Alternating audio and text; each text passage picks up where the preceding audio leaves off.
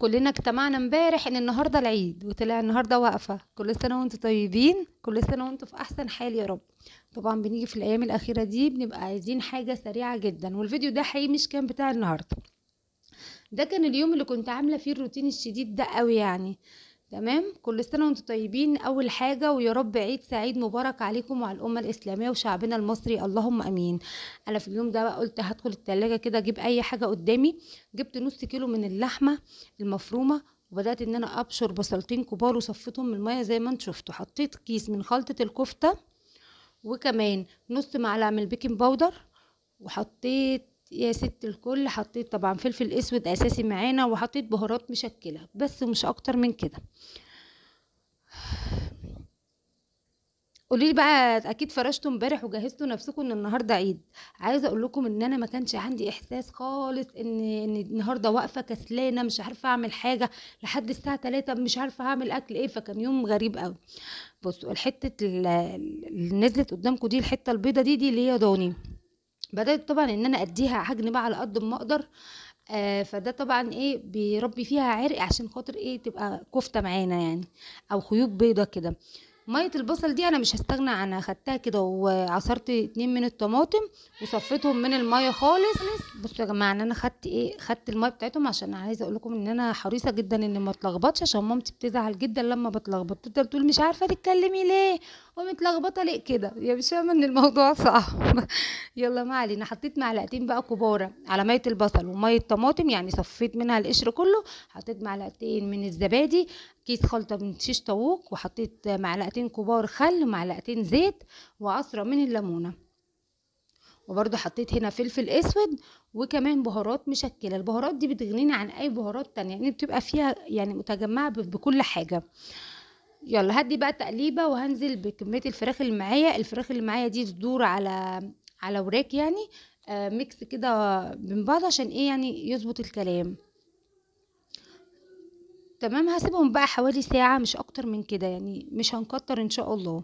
سبتهم بقى في التلاجة، وشفت عملت ايه بتاع ساعة كده، وجيت جبت بقى عصاية الشيش طاووق دي، وبدأت ان انا اصب عليها الكفتة. تقدري ان انتي على معلقة، على شوكة، اي حاجة يعني اللي يعجبك. اقفل الباب يا احمد عشان الصوت. يلا بينا. اكتبوا لي بقى في التعليقات بتقضوا العيد ازاي، وبتعملوا ايه، وبتقضوه فين، بتروحوا لمين، يعني عرفوني كده. انا عندي العيد بنقوم الصبح نصلي العيد، وبعد كده بتلاقونا دخنا كده مع بعض ونمنا شويه، وقمنا بقى استقبلنا كل حبايبنا اللي بيجوا عيدوا علينا طبعا. ويا رب جعلها عاده وما تقطعهاش ابدا لمة حبايبنا حوالينا. جبت كده العصايات بتاع الشيش، وطبعا اي خضار عندك. انا ما كانش في اليوم ده عندي لسه خضار، ما كنتش لسه اشتريت اي حاجه، ولقيت فلفل اخضر وبصل، دول اللي كانوا موجودين. لكن تقدري تحطي فلفل احمر وفلفل اصفر، يعني اللي هو الفلفل الالوان بيدي شكل حلو في الاخر. اهم حاجه الشكل يا جماعه بجد، يعني عشان خاطر والطعم برضو، بس الشكل اللي بيخلي الواحد ياكل قبل ما يدوب، يفتح نفسه عن الاكل وكده. تمام. طبعا بقى عملت كل ده، بس استلفت طبعا الصواني، غيرت الصواني، حسيت ان هنا الشيش هيجي مظبوط وهيجي مرتاح قوي. يلا بينا. بسجل لكم الفيديو ده قبل الفطار، يعني عايزه اقول لكم فرشت جزء من الشقه وسايبه بقى الريسبشن وكده، هنفطر وافرشه على طول بعد الفطار، والحمد لله الدنيا اتظبطت. قعدت لحد امبارح، يعني في دماغي كده عندي بناتي صغننين، يا ماما عايزين نلبس لبس الوقفه ومش عارفه، اقول لهم طب استنوا استنوا شوفوا كده، النهارده مش واقفه، انا حاسه النهارده مش واقفه، وفعلا يعني حصل. بصي حبيبه قلبي، طبعا الخلطه بتاعت الشيش دي انا كنت متبلاها ساعه بس، فبدات ان انا اخد حبه شويه كده منهم وارش على الشيش.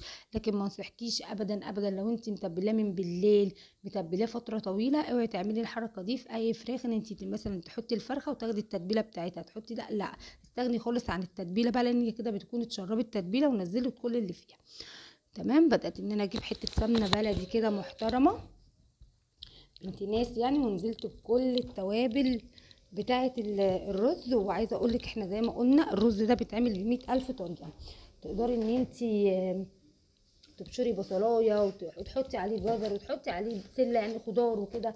بس انا عندي ولادي ما بيحبوهوش غير كده، دي 100 طريقه يعني. فانا بجيب التوابل بتاعته كمان من عند العطار جاهزه كده كلها مع بعضيها، وببدا ان انا انزل بيها اشم بس ريحتها.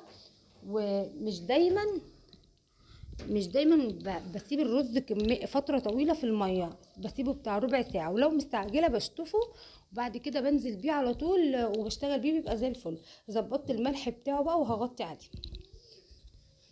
سفرة سريعة وسهلة، ما خدتش، مش هتاخد منك اكتر من ساعة بالظبط يعني، عمايل بجد والله. كفتة طلعت شكلها يفتح النفس طبعا، ولا ايه رأيكم؟ قولولي كده. يلا هننقل بقى الرز. انا الرز ما بغطوش غير لما بيبقى خالص كده ويشرب ميته، اروح حاطه عليه حته سمنه بلدي واروح قافله عليه بقى واسيبه على نار هاديه. تمام. هجيب بقى طاسه كده فيها زيت، وهعمل دور بطاطس جنب الاكل، وكان عندي كمان طبق سمبوسه رحت مطلعاه، قلت احطه جنب الاكل يعني، حبشنا الدنيا بحاجات بسيطه، اي مش عامله كميات يعني. تقدري ان انت لو هتعملي كميه كفته خلي الكفته بس يعني، شكلي حياتك كده، لكن ده انا مش عامله كميات كبيره. نزلت بكميه الطحينه بقى، شويه طحينه بقى لزوم التكات والحركات وكده بقى يعني. وهنزل طبعا بالخل، وهلف الطحينه دي بالخل، وبعد كده هفكها بالميه. انا حاطه الفوطه وجاهزه اللي هيحصل يا باشا اهو.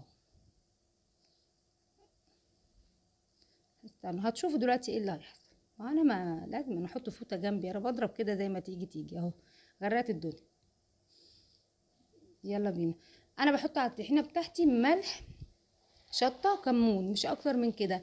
ساعات بحط معلقه زبادي لو عندي، بس استغنيت عن الزبادي خالص. آه. لو انت مش عايزه تحطي شطه حطي بابريكا بتبقى حلوه. يلا بينا. طبعا اتحكمي في الطحينه زي ما انت حابه وزي ما انت عايزه، السمك اللي بتحبيه زي ما انت بتحبيه، تقيل خفيف زي ما تحبيه. خلاص، وده الشكل النهائي بتاع السفرة. وطبعا والله لسه بدري يا شهر الصيام، وهيوحشنا جدا بقى كوباية العصير دي. عملت تمر، كان العصير سهل، بصوا الشيش لونه جميل، الكفتة جميلة مستوية جوسي الحمد لله. عملنا سلطة وعملنا طحينة، وكان طبق سمبوسة اهو، جبته كده قليته، ما كانش كتير يعني بس كان بالجبن، كان طعمه جميل جدا. يا رب الفيديو يعجبكم، يا رب يكون ضيفة خفيفة على قلوبكم. اللهم امين. كل سنة وانتم طيبين، ويا رب عام سعيد عليكم جميعا، وعيد سعيد يا رب، وتتلموا في الهنا والمنى وكل حاجة كويسة. افرحي وعيدي وفرحي بعيدك، ولو اهم حاجة يعني فرحي عيالك. كل سنة وانتم طيبين وعيد سعيد عليكم. استنوا ان شاء الله بكرة في يوم جديد وفيديو جديد وفيديو العيد.